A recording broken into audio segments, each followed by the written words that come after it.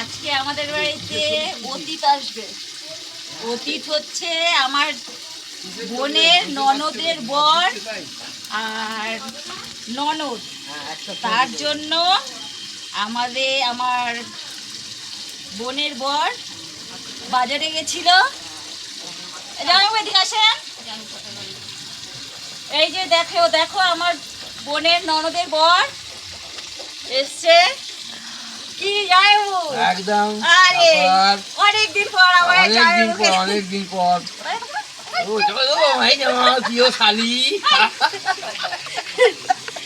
তাই মাছ আনা হয়েছে, অনেক কিছু অ্যারেঞ্জমেন্ট করেছে। দেখো এই যে এটা হচ্ছে চুনো মাছ আনা হয়েছে।